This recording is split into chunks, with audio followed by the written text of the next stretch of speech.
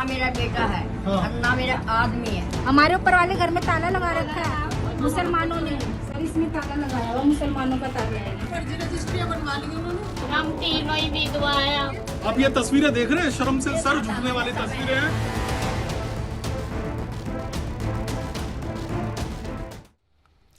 नमस्कार, आप देख रहे हैं सुदर्शन न्यूज और मैं हूं आपके साथ अमित शर्मा। शाम के 7 बज चुके हैं और वक्त है जवाब तो चाहिएगा, जिसमें आज हम बात करेंगे हिंदुओं के घरों पर हो रहे कब्जों की।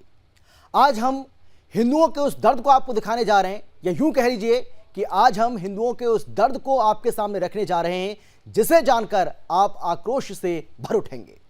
हिंदुओं पर यह अत्याचार कहीं और नहीं बल्कि देश की राजधानी, राष्ट्रीय राजधानी दिल्ली के प्रताप नगर में हो रहा है। उस दिल्ली में हो रहा है जहां देश की संसद है, जहां प्रधानमंत्री और राष्ट्रपति आवास है, जहां देश की सर्वोच्च न्यायपालिका यानी कि सुप्रीम कोर्ट है।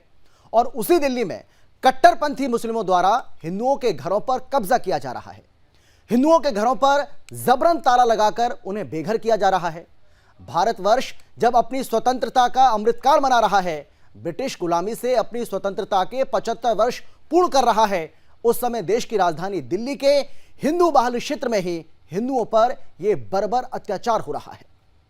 पीड़ितों ने अपने खून पसीने से कमाई, यानी कि आप सोचिए कि एक घर बनाने में कितनी मेहनत लगती है, यानी कि खून पसीने की जो कमाई उन्होंने की उसके जरिए उन्होंने अपने घर बनाया, एक छोटी सी जगह ली, छोटा मोटा मकान बना लिया, लेकिन अचानक वहां पर मुस्लिमों के कट्टरपंथी भिड़ा धमकी और कहा कि यह घर हमारा है और इसे खाली करके यहां से चले जाओ। सुदर्शन न्यूज के संवाददाता सागर कुमार ने ग्राउंड जीरो पर जाकर मुगलिया अतिक्रमण का शिकार हिंदुओं से बातचीत की है, उनके दर्द को जाना है और भरोसा दिया कि सुदर्शन न्यूज उनके साथ मजबूती के साथ खड़ा हुआ है, कंधे से कंधा मिलाकर खड़ा हुआ है और उन्हें उनके ही घर से बेघर किसी भी सूरत में नहीं होने दिया जाएगा।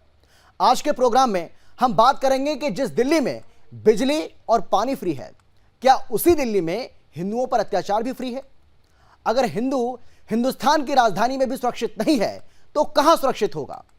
क्या देश की राजधानी दिल्ली हिंदुओं के लिए प्रताड़ना और मौत का केंद्र बनती जा रही है? और सवाल यह भी है कि सेकुलरिज्म की बात करने वाले सियासी दल हिंदुओं पर होने वाले इन जिहादी अत्याचारों पर चुप्पी आखिर क्यों साध लेते हैं?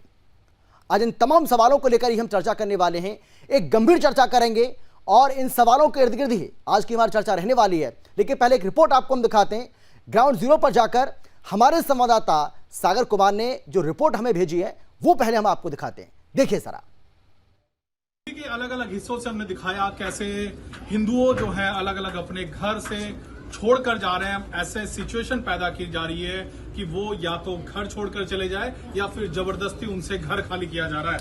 ये प्रताप नगर का बगीची इलाका पड़ता है। ना मेरा बेटा है और ना मेरा आदमी है। हाँ, 7 साल की उम्र थी तो आज मैं 80 के लगभग हूँ। अच्छा, जब से मैं रह रही हूँ यहाँ। अब कौन यहाँ से भगाना चाह रहा है आपको? भगाना यही, अरे ये अपने मुसलमान भाई। हमारे ऊपर वाले घर में ताला लगा रखा है मुसलमानों ने। सर इसमें ताला लगाया हुआ मुसलमानों का ताला है। ये किसने लगाया इसमें ताला? मुसलमानों ने आके लगाया ताला। ये आपका घर है?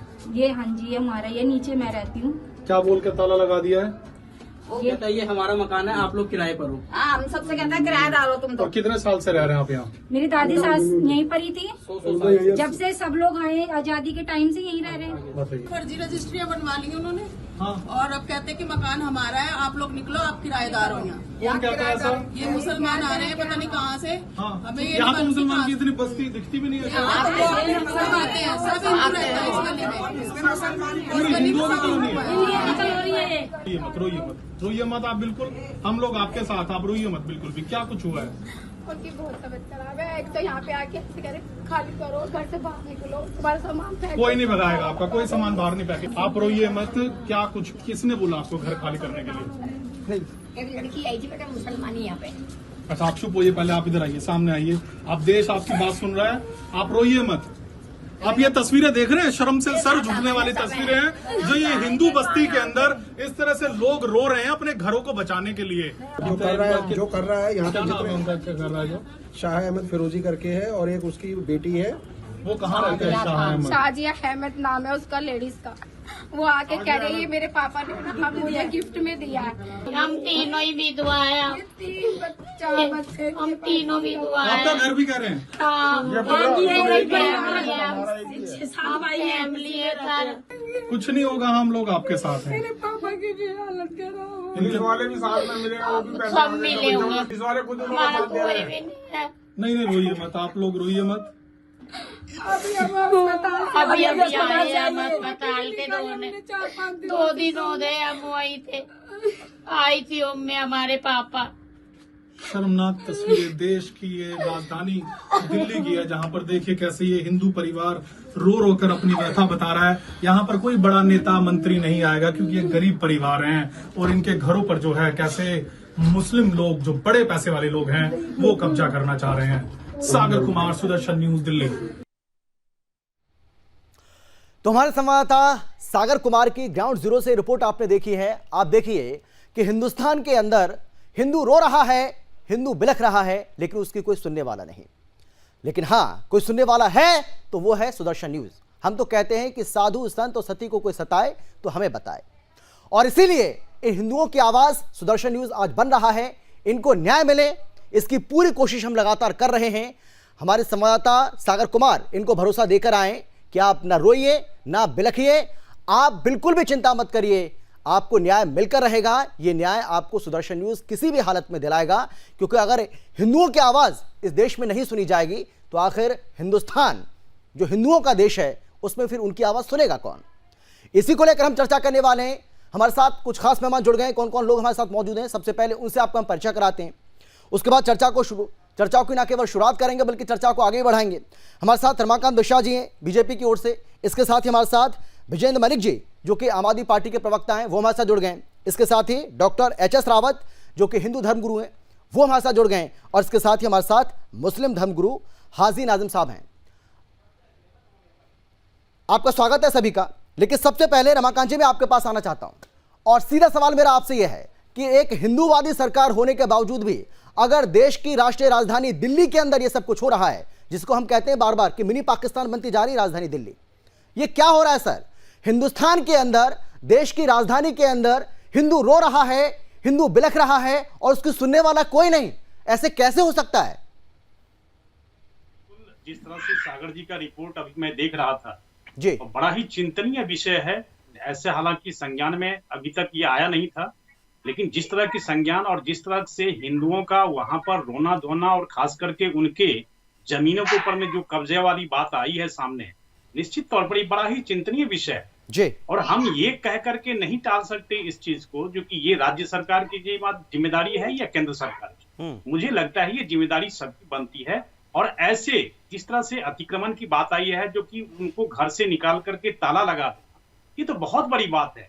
और निश्चित तौर पर मुझे लगता है जो कि जो भी सताए हुए हैं उनको सबसे पहले तो प्रशासनिक उनको ये कंप्लेन करना चाहिए। और जिस तरह से हम बात आए और पार्टियों की मैं कर रहा हूं, तो मुझे नहीं लगता जो कंप्लेन हो गई ना सर, हम दिखा तो रहे हैं आपको। अरे उनकी आप बीती, उनका दर्द आपको दिखा तो रहे, आप देख तो रहे। अब और क्या कंप्लेन करेंगे? मतलब आप क्या चाहते हैं, वो किस तरीके की कंप्लेंट करें, आप बताइए ना। बिल्कुल भाई, जी, अभी मैं एक नेशनल टीवी चैनल पर पूरे 1 घंटे का शो उस पर हो रहा है और आप कह रहे हैं कि उनको कंप्लेंट करनी चाहिए। उनका दर्द आपको दिखा नहीं, आपने उनके दर्द को सुना नहीं क्या? आ रहा हूं उसी विषय पर अमित जी। और निश्चित तौर पर ये बहुत ही चिंतनीय विषय है। हमने पीछे भी अभी हमने देखा देश के अंदर में बहुत ऐसी जगह है और खास करके दिल्ली के अंदर में जो रोहिंग्याओं का और जो इनके नुमाइंदे हैं, जो आज आम आदमी पार्टी की जो सरकार है, उनके जो रिप्रेजेंटेटिव हैं, जो विधानसभा के अंदर में हैं, आज उनके ही क्षेत्र में आज प्रतापनगर के जो विधायक हैं, मुझे लगता है जो कि उनको भी तो देखना सर चाहिए। मैं नहीं चाहता हूं रमाकांत जी, मैं नहीं चाहता हूं कि ये डिबेट जो है वो पॉलिटिकल डिबेट बने। ये पॉलिटिकल डिबेट है ही नहीं सर। सवाल यह है कि इन गरीब हिंदुओं को न्याय मिलेगा तो मिलेगा कैसे सर? पुलिस लैंड और लॉ ऑर्डर राजधानी दिल्ली के अंदर वो आपके अंडर आता है सर, वो जिम्मेदारी आपकी भी बनती है। मैं इसको पॉलिटिकल आज नहीं बनने दूंगा। ये पॉलिटिकल डिबेट है ही नहीं सर। इन हिंदुओं को न्याय कैसे मिले, आज चर्चा इस पर करेंगे। अमित जी, मैं इसको पॉलिटिकल ले ही नहीं जा रहा हूं। मैं तो अपनी जिम्मेदारी की बात कर रहा हूं, चाहे वो प्रशासनिक तरफ से हो जिम्मेदारी या राज्य सरकार की तरफ से हो या वहां के जो विधायक या जो रिप्रेजेंटेटिव है, जो पब्लिक के नुमाइंदे हैं, उनकी जिम्मेदारी की बात कर रहा हूं। मैं पॉलिटिकल तो एंगल दे ही नहीं रहा हूं इसको। मैं तो कह रहा हूं आज कोई भी सताया हुआ व्यक्ति और राष्ट्रीय राजधानी दिल्ली के अंदर में इस तरह की बातें हो रही है, और सुदर्शन न्यूज के ये इतना बड़ा उन्होंने इस चीज को निकाल करके इस विषय को लेकर के आया है, मुझे लगता है बड़ी गंभीरता वाला विषय है। और मुझे लगता है जो कि खास करके इसके ऊपर में निश्चित तौर पर चर्चा भी होनी चाहिए और साथ साथ इसके ऊपर में। ठीक है रमाकांत जी, मैं लौटूंगा आपके पास लेके विजेंद्र जी, आम आदमी पार्टी की सरकार अगर 3-3 बार बन रही है देश की राजधानी दिल्ली के अंदर, तो सिर्फ मुसलमानों की वजह से तो बन नहीं रही है। इन हिंदुओं ने भी आपको वोट दिया होगा, भाई इनकी कौन सुनेगा? क्या इन्होंने आपको वोट देकर गलती कर दिया क्या? देखिए अमित जी, अब हिंदुओं के साथ ये बर्ताव होगा देश की राजधानी दिल्ली के अंदर जहां पर आपकी सरकार है? अमित जी, जैसा आपने खुद कहा जी, पुलिस, लॉ एंड ऑर्डर और लैंड तीनों बीजेपी सेंट्रल गवर्नमेंट के हाथ में है दिल्ली में। और बीजेपी अभी तक क्या करती आई है, हिंदू धर्म की आपस में लड़वाने की ये इस मुद्दे पे राजनीति करती हुई आई है। अगर कोई परिवार इस तरीके से पीड़ित है, वो सबसे पहले कहाँ जाएगा? पुलिस के पास जाएगा। पुलिस का आपका लास्ट का कार्यक्रम था, ये जो टोपी ट्रांसफर की जो कोशिश आप कर रहे हैं सर, मैं आज ये होने नहीं दूंगा।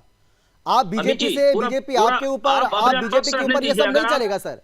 कुछ आपकी भी जिम्मेदारी बनती है सर, आप सरकार में है सर, आप सरकार में है सर। नहीं, मैंने क्वेश्चन किया तो आप जवाब दीजिए ना सर, लेकिन काउंटर करने का तो मेरा अधिकार है ना सर, काउंटर तो मैं करूंगा। अगर आप टोपी ट्रांसफर करेंगे, नहीं, वो तो मैंने उनसे कर लिया ना सवाल, वो तो मैंने भी उनको बता दिया कि जिम्मेदारी उनकी भी है, लेकिन सरकार आपकी भी है सर, जिम्मेदारी आपकी भी बनती है सर।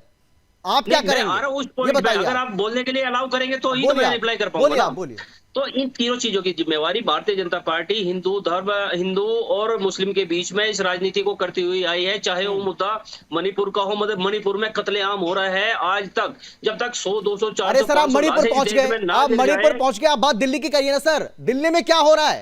आपकी नाक के नीचे क्या कुछ हो रहा है सर, उसको देखिए ना आप। आप दिल्ली के हिंदुओं को न्याय दिला नहीं पा रहे, आप मणिपुर चले गए सर। अरे आपकी जिम्मेदारी दिल्ली के लोगों को, उनको न्याय कैसे मिले उसकी जिम्मेदारी है। आप पहले दिल्ली के हिंदुओं को न्याय दिलाइए ना सर। इस पे चुप क्यों है एलजी साहब? लॉ एंड ऑर्डर पुलिस तो एलजी साहब के अंडर आती है, तो एलजी साहब चुप क्यों है? इसका समाधान कौन करेगा? सबसे पहले पुलिस करेगी, उसके बाद कोर्ट करेगी। मैं 2 पॉइंट आपके सामने रखना चाह रहा हूँ। जहां तक पुलिस की बात है, एलजी साहब क्या अपना पॉइंट रखते हैं इस पर? एलजी साहब का जवाब लीजिए, वो क्या करवाना चाह रहे हैं दिल्ली में। तो एलजी साहब का कोई स्टेटमेंट आया नहीं। अगर ऐसी घटनाएं होती है, चाहे देश का मुद्दा हो, चाहे दिल्ली के किसी, मैं एलजी को लेकर, रमाकांत जी बैठे सर, मैं एलजी को लेकर उनसे सवाल करूंगा सर, और मैंने सवाल कर भी चुका हूँ, आप भी जानते हैं। मेरा सवाल आपसे ये है, विजेंद्र जी, मेरा सवाल सीधा सा आपसे ये है, मैं अब आपसे ये जानना चाहता हूं कि मामला आपके संज्ञान में आ चुका है। अब आप ये बताइए कि कौन सा आपका मंत्री, कौन सा आपका विधायक या खुद अरविंद केजरीवाल इन गरीब हिंदू परिवारों से मिलने के लिए जाएंगे, इनसे पूछेंगे कि भैया बताइए क्या कुछ हो रहा है आपके साथ, क्या अत्याचार हो रहा है, कौन वो लोग हैं जो अत्याचार कर रहे हैं, कौन आपके घरों को ताला लगा रहा है, कौन आपको मजबूर कर रहा है कि आप अपने घरों से बाहर निकल जाइए, कौन ये कह रहा है कि आप जाइए, ये घर आपके नहीं, ये हमारे हैं, आप तो यहाँ पर किराएदार हैं, ये पूछने जाएंगे क्या अरविंद केजरीवाल? एलजी साहब कब जाएंगे? अरे सबसे पहले जवाब दे। अरे सर, मैं आपसे पूछ रहा हूँ ना, एलजी साहब को तो पूछ लूंगा मैं, रमाकांत जी बैठे तो हैं, अभी तो मैं आपसे पूछ रहा हूँ, आप अपना बताइए ना सर, आप अपना बताइए ना विजेंद्र जी, हाँ या ना, सिंपल सवाल है।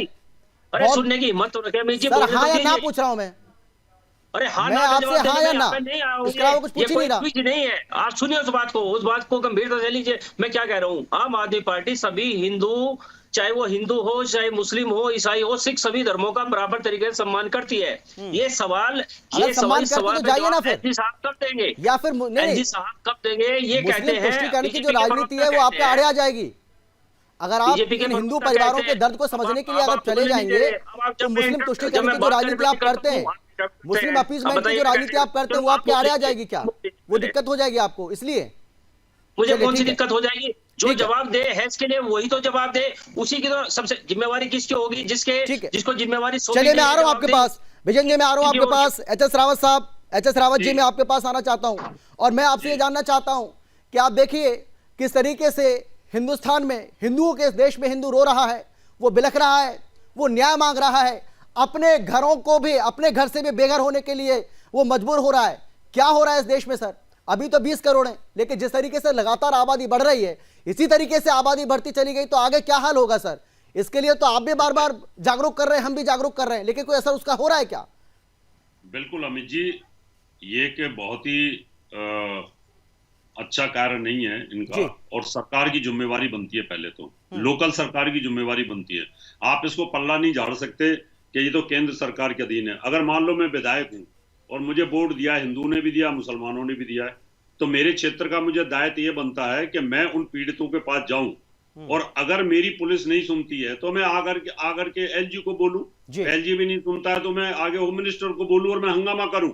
ये तो फर्ज बनता है, ये कह करके नहीं टाल सकते। हंगामा करना फर्ज है, अब जो हमारे अंदर जिस पे जो एक्शन लेने के लिए वहां पे जिम्मेवार है वो एक्शन ना ले। नहीं है, इसलिए ये कह करके वोट लेकर के इस बात को टालना और दूसरों को, क्योंकि आपके अंदर हिम्मत नहीं है ना, हिंदू के साथ खड़े हो जाएंगे तो मुसलमानों की वोट आपकी कट जाएगी। अरे एलजी साहब के पास हिम्मत है तो जवाब दे रहा है इस बात पे, ये स्थिति क्यों बनी दिल्ली में? पहले कहां जाएगा जिसने मैंने अरे पुलिस आप को वोट नहीं दिया, कुछ भी आप बोले कि इस देश की जनता को आप इतना भोला समझते हैं क्या?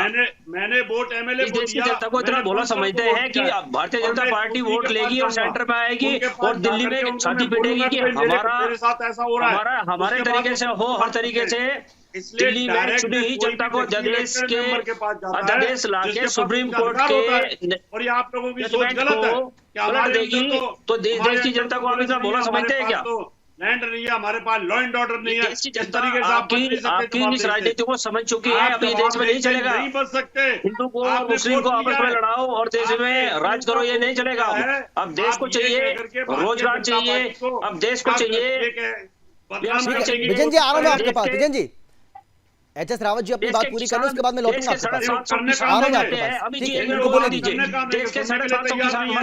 विजन जी पहले सुन लीजिए ना, विजन जी आप सुन लीजिए ना पहले। विजन जी मैं आ रहा हूं आपके पास, एक एक करके आप एक साथ दोनों बोल रहे हैं, सब समझ नहीं आ रहा, एक एक करके अपनी बात रखिए ना प्लीज। विजन जी बिल्कुल बिल्कुल, रावत साहब बिल्कुल सही कह रहे हैं, वो नहीं बोल रहे थे आपके बीच में। प्रधानमंत्री एक स्टेटमेंट दे देते हैं।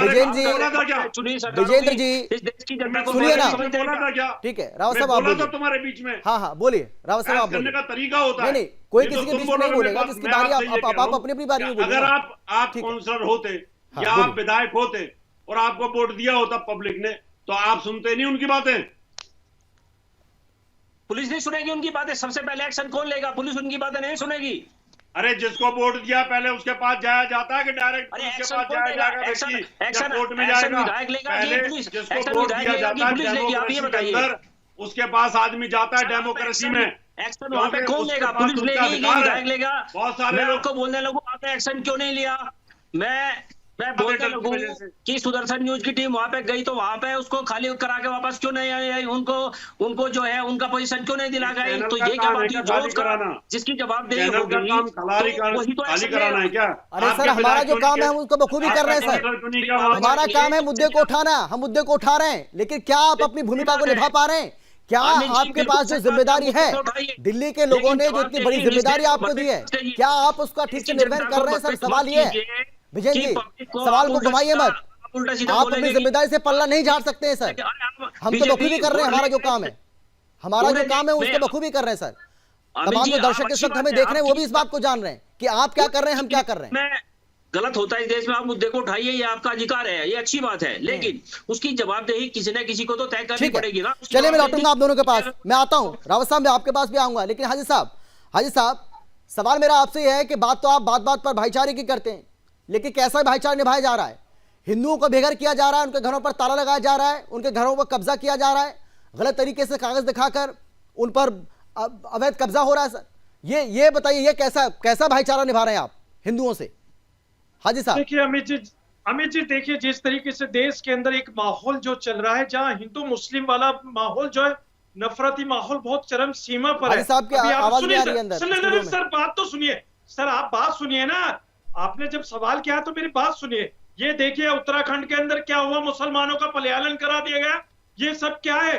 देश के अंदर अगर इसी तरीके का माहौल रहा तो हिंदू मुस्लिम जो भाईचारे की बात मैं कहता हूं ना, इसको खंडित करने में ये नफरती चिंटू है ना, सबसे आगे रहते। भारत सरकार क्यों इनके खिलाफ कार्रवाई नहीं करती? क्यों इनके खिलाफ एक्शन नहीं लेती जो मुसलमानों को भी पलायन करने पे मजबूर करते? मैं हिंदू भाइयों के साथ खड़ा हुआ हूं, हिंदू भाइयों के साथ ऐसा हो रहा, क्या मेरे मुसलमान भाइयों के साथ कोई हिंदू भाई खड़ा अरे है? ये भाई कह ये के बताइए कि सर। सब कुछ हो रहा है। सर ये रावत बताइए, साहब जवाब दीजिए, रावत देश के साहब अंदर इस जवाब तरीके दीजिए। का माहौल रहेगा अरे मुसलमानों खान के साहब खिलाफ, सुनो, तो ये बताइए खान साहब देश के अंदर सुनो। क्या रहेगा? खान साहब सुनिए सुनिए, आपकी बात ठीक है। अरे आप मजार बना रहे हो फ्लाईओवर पर और फिर कहते हो कि मजार तोड़ रहे हो और हमें बेघर कर रहे हो। जहाँ बात करें मजार को, हमने तो सड़कों पर मंदिर में बने हुए देखे, वहाँ मजार बना रहे हो और अगर उसको हमने तोड़ा तो जाए डिवाइडर के ऊपर आप मंदिर कहते बने हुए हो देखे, नहीं पार्क में मंदिर बने हुए देखे, हमने तो कभी ऑब्जेक्शन नहीं उठाया। 4 बार दिखाया है कि मजार फ्लाईओवर मजार बन अगर रही आप है। बात सुनेंगे तो लैंड पूरे जिहाद देश कर को रहे हो। पता चलेगा सर। और अगर उनको इस तरीके तोड़ा की जाता क्या है तो बात आप कहते कर हो रहे कि हैं? मुसलमानों को तंग किया जाता है। आप अगर इनको तोड़ दिया जाए जिसमें मुर्दा नहीं हो, मजार किस बात की है? अगर उनको तोड़ो तो हंगामा खड़ा करते बताइए मुसलमानों के साथ क्या हो रहा है भारत के अंदर? मुसलमानों के साथ भारत के अंदर क्या हो रहा है? अरे उनको बलियान करने पे मजबूर कर रहे थे। उनसे ये कहा जाता है कि आप पाकिस्तान जाओ। अरे क्यों जाए पाकिस्तान? ये हिंदुस्तान किसी के बाप की जागीर नहीं है, ये हिंदुस्तान हम मुसलमानों का है। आप भी तो पहले रावत साहब पूरी सुनिए सर, जो लोग ये कहते हैं ना कि अरे सर जो भारत छोड़ने की बात करते हैं ना, ये भारत किसी के बाप की जागीर नहीं है, ये भारत सबका है, ये हिंदू भाई का भी है, मुस्लिम का भी है, सिख का भी है, ईसाई का भी है। आपने उत्तराखंड का बोला कि उत्तराखंड के अंदर मुसलमानों को बेघर किया जा रहा है। अरे वहाँ सर जबरदस्त मजार बना के बैठे हो। बात कर रहा हूँ, उत्तराखंड के अंदर जो मुसलमानों के साथ हुआ, जहाँ मर्जी मजार बना के बैठ जाते हो। मुसलमानों को जो मुसलमानों की दुकानें बंद करवा दी गई, मुसलमानों को पलायन करने पे मजबूर कर दिया गया। रावत साहब जब ऐसी बात आती है तो आप लोगों के मुंह में दही चल जाती है। मुसलमानों के साथ देने की जगह आप लोग देश के अंदर एक नफरत वाली बात करते। रावत साहब ये मुल्क है ना, ये मुल्क सुनिए, ये मुल्क आस्था संविधान से चलेगा। इस बात को सर आप इस बात को पूरे आप ना दिमाग में बिठा लीजिए, ये आस्था से नहीं चलेगा, ये मुल्क संविधान से चलेगा सर। आप लोग अगर संविधान से चलेगा तो कब्जा नहीं होने दिया जाएगा, ये ध्यान कर लो। अब ये आप अपने दिमाग से गलत फितूर निकाल दीजिए सर। सर आप अपने दिमाग से गलत फितूर निकाल दीजिए। ये मुल्क किसी के बाप की जागीर नहीं है, ये मुल्क किसी के बाप की जागीर नहीं है सर। ये मुल्क भारत के मुसलमानों का उतना है जितना हिंदू भाइयों का है। आप किस तरीके की बातें कर रहे हैं सर? आप किस तरीके की बातें कर रहे हैं? रावत जी आप समझदार इंसान है, मैं आपकी बड़ी रेस्पेक्ट करता हूँ, लेकिन आप किस तरीके का माहौल देश के अंदर दे रहे हैं? अरे सर आपकी अरे सर ये देश संविधान से चलता है, ये नफरती चिट्टों से नहीं चलेगा सर। आप भी तो हिंदुस्तान की जागीर हो, पहले आप भी तो हिंदू ही थे। आप कौन से सर ये गलत है, दिमाग से फितूर निकाल लीजिए। भारत का मुस्लिम हूँ, अल्लाह का शुक्र है, मेरे बाप दादा पुराने मुस्लिम है, कोई कन्वर्टेड नहीं है सर। कन्वर्ट करने वाले दूसरे होंगे, हाजी नाजिम कन्वर्ट नहीं है। आप कन्वर्टेड हो सर, हाजी नाजिम तो अल्लाह का शुक्र है, अल्लाह का शुक्र है, बाबा आदम अलैहिस्सलाम की औलादों में से एक है सर। बाबा आदम अलैहिस्सलाम की औलादों में से एक है, आप कन्वर्टेड बाबा आदम अलैहिस्सलाम की औलादों में से एक। आप किस तरीके की बात कर रहे हैं रावत जी?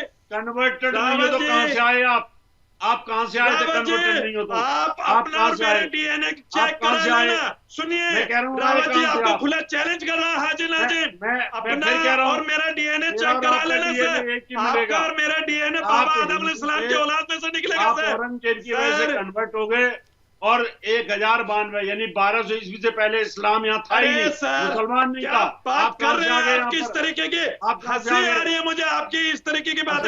अरे सर ये मुल्क संविधान से चलता है, ये मुल्क संविधान से चलता है। आप लोग कैसे आस्था से चलाने की कोशिश करेंगे तो ये मुल्क है ना जैसे श्रीलंका हुआ था, नेपाल हुआ था, उस तरीके का हालात बन जाएंगे। हम तो आदिम जमाने के मुसलमान हैं, भारत ही रहने पब्लिक को झूठ महकाते हो, रावत जी अल्लाह का शुक्र है भारतीय मुस्लिम हूँ, गर्व से कहता हूँ, फख्र से कहता हूँ भारतीय मुस्लिम हूँ। आपको लैंड जिहाद नहीं होने देंगे, किसी का घर कब्जा नहीं होने देंगे, रोडों पे मजार नहीं बनाने देंगे, सड़कों को अल्लाह का शुक्र है भारत तो देखिए भारतीय मुस्लिम का कितना भी जोर जबरदस्ती कर लो भारत के मुसलमानों को आप लोग नुकसान नहीं दे सकते।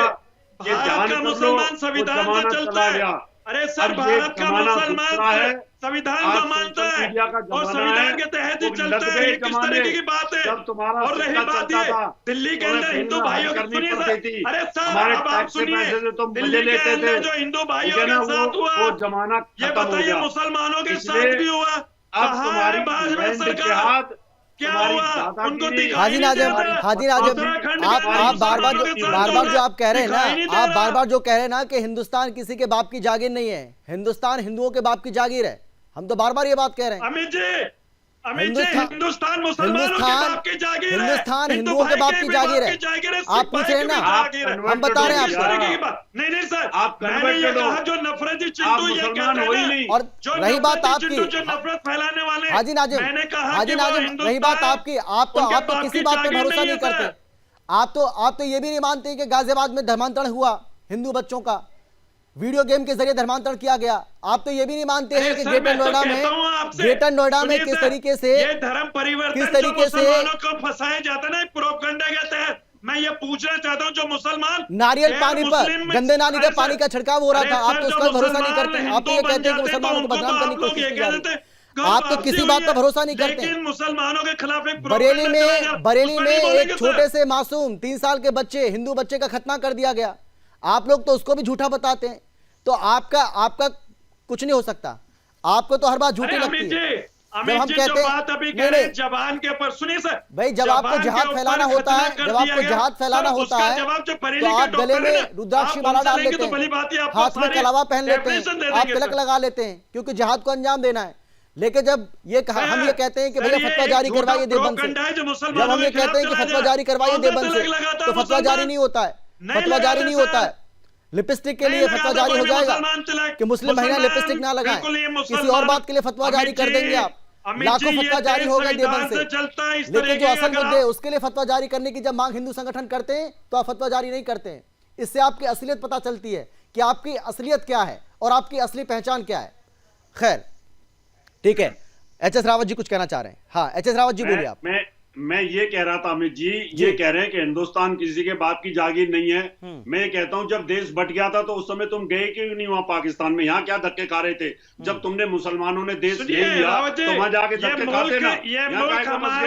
यहाँ फिर तुम टुकड़ों पे पल रहे हो हमारे पे, हमारे टैक्स का पैसा खाते हो, तुम वहीं चले जाते, जाकर के आप चले जाओ। भारत का मुसलमान, वो मुसलमान कौन से थे जिन्होंने देश को बांट दिया? को आप याद कर लीजिए, वो कौन से मुसलमान थे? मुसलमान तो सारे चले गए थे यहाँ से। देखा बिरयानी पाकिस्तान में खाता है, अरे देखा बिरयानी। चलिए ठीक है, मैं लौट रहा हूँ आप दोनों के पास में आ रहा हूँ, आप दोनों के पास आऊंगा। लेकिन सवाल ये है रमाकांत जी, सवाल ये है कि राजधानी दिल्ली के अंदर, देश की राजधानी है सर, राष्ट्रीय राजधानी है सर, वहां पर जिहादियों के हौसले लगातार बुलंद क्यों हो रहे हैं? डर क्यों नहीं है पुलिस का?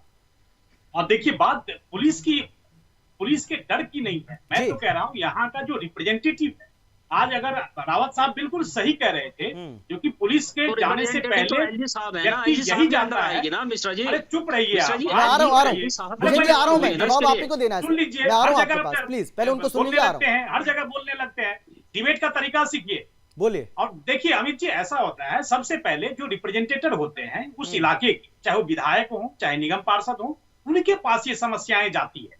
ये सबसे पहले वहां जाकर के देखते हैं सचमुच में सच्चाई क्या है, और उसके बाद भोली जनता नहीं है, इतनी भोली जनता नहीं है।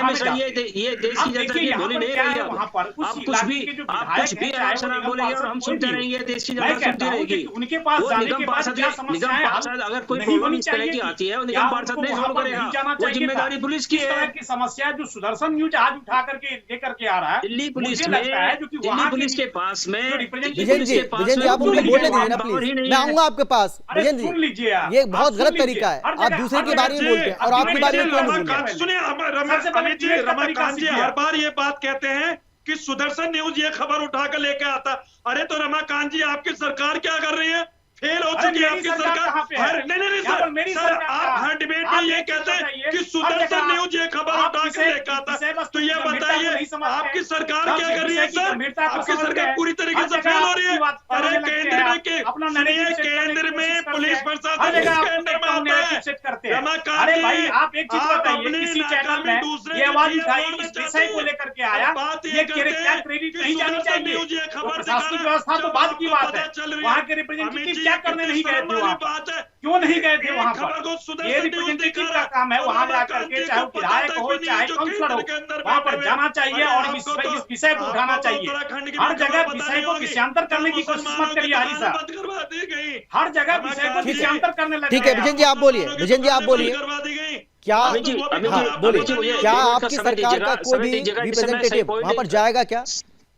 आपके चैनल के माध्यम से देश की जनता जान सके कि सही मामला क्या है।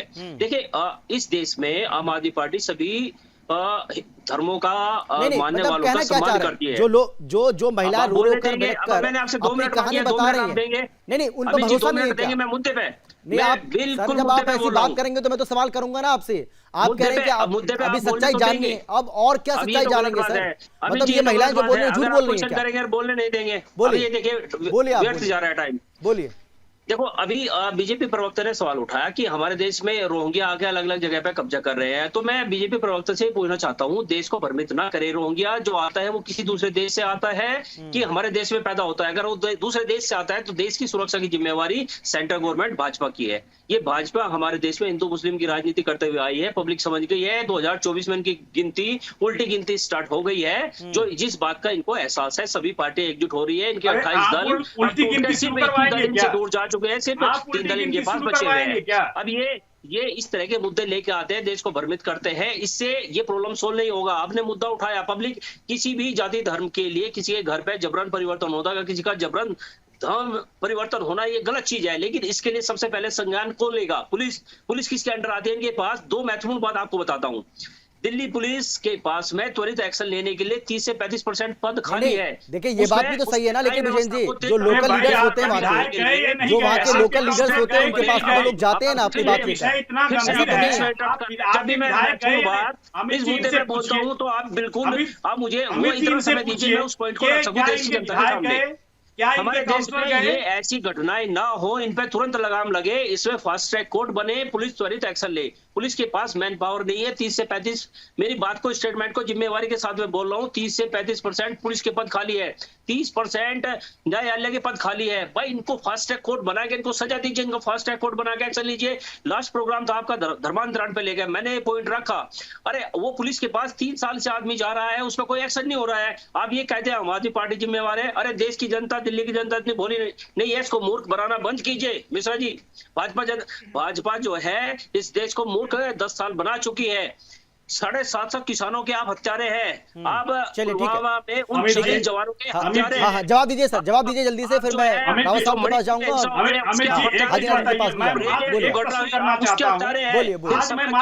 देना पड़ेगा। दिल्ली में ऐसी कोई घटना होती है उसका जवाब दे। ये बताएं जो कि यहाँ के उनके जो इलाके के जो विधायक हैं, क्या वहाँ पर गए देखने के लिए इस विषय को, और इस विषय को ऊपर काउंसलर क्या वहाँ पर गए? इसका जवाब है ही नहीं उनके पास, क्योंकि जनता के मुद्दे हैं, उनके पास नहीं है जवाब। जनता से जुड़े बिल्कुल प्रत्यक्ष मुद्दे हैं और इनके ऊपर इनको जाना चाहिए। ये प्रशासनिक व्यवस्था की बात कर रहे हैं, ये दिल्ली पुलिस की बात कर रहे हैं। दिल्ली पुलिस का जो काम है वो बिल्कुल करेगा, लेकिन सबसे पहले आपके रिप्रेजेंटेटिव वहाँ पर गए नहीं गए, ये जवाब चाहिए। चलाना चाह रही है, ये तानाशाही से देश नहीं चलेगा। ये आपका 2024 में आपकी उल्टी गिनती पार्टी की सरकार है और उसको अपनी जिम्मेदारी निभाना चाहिए। सुप्रीम कोर्ट की 5 जजों की जिम्मेदारी, देखिए जिम्मेदारी आप दोनों की बनती है, लेकिन क्या सवाल यह है कि क्या आप दोनों ही अपनी जिम्मेदारी का ठीक से निर्वहन कर पा रहे हैं? एचएस रावत साहब, गलत कह रहा हूँ क्या मैं? सुप्रीम कोर्ट ने मेरा एक पॉइंट मैं लास्ट पॉइंट अपना रखता हूं, दिल्ली की। ठीक है, अब विजय जी सुन लीजिए ना, विजय जी आप सुन लीजिए। सुप्रीम कोर्ट ने मैं लास्ट पॉइंट अपना बोल दीजिए, मैंने पूरा मौका दिया आपको। विजेंद्र जी सुनिए, मैं ये पूछना चाहता हूं आपसे कि आप मुख्यमंत्री, एक मुख्यमंत्री बहुत बड़ा पद होता है, हर मुख्यमंत्री की अलग अलग विधानसभा में अलग अलग अधिकार होते हैं।